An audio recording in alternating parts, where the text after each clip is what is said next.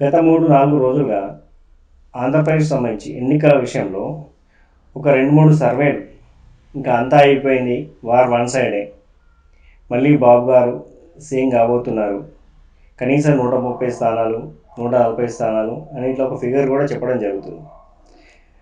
అయితే ఇక్కడ ఒక విషయం మాత్రం గుర్తుపెట్టుకోవాలి. జగన్మోహన్ రెడ్డి గారు ఎన్నికల నోటిఫికేషన్ వచ్చినప్పటి నుంచి ఇప్పటి వరకు కూడా ఆయన ఒకటే ఒక విషయం చెప్తున్నారు. నేను కనుక మీకు మేలు చేసి ఉంటే, మా వల్ల మీకు ఏమైనా మేలు జరిగి ఉంటే తప్పకుండా మాకు ఓటేయండి, లేదు మీ వల్ల ఎలాంటి మేలు జరగలేదు అంటే ఓటు వేయకండి అని చెప్పేసి అంత క్లియర్ కట్గా చెప్తున్నారు. ఇంత స్పష్టంగా బాబు గారు చెప్పగలుగుతారా?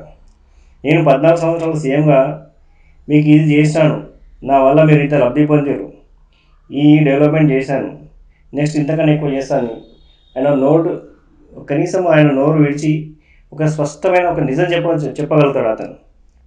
ఇంత ధైర్యం ఇప్పుడు జగన్మోహన్ రెడ్డి గారు నేను మీకు మేలు చేసి ఉంటేనే ఓటేయండి అని అడుగుతున్నారు. ఇంత ధైర్యం ఉంది అంటే, ఎంత కాన్ఫిడెంట్గా చెప్తున్నారంటే అతను మేము ఖచ్చితంగా మేలు చేసామని ఒక కనబడుతుంది కాబట్టి, ప్రజలు కూడా తెలుసు కాబట్టి. మరి అదే విషయం బాబు గారు కూడా చెప్పొచ్చు కదా, నేను మీకు ఇన్ని చేశాను కాబట్టి ఖచ్చితంగా నాకు ఓటేయండి అని చెప్పేసి. కాబట్టి రకరకాల సర్వేలతోని ఒక ఏమంటారు వాళ్ళకి సంబంధించిన ఆ సర్వేలు ఎవరి అనేది ప్రజలకు అందరికీ తెలుసు. దానివల్ల ప్రజల అటెన్షన్ డైవర్ట్ చేయడం తప్ప అంతకుమించి ఏమీ లేదండి. దానివల్ల ప్రజల్లో డైలమా క్రియేట్ చేయడం అన్నమాట.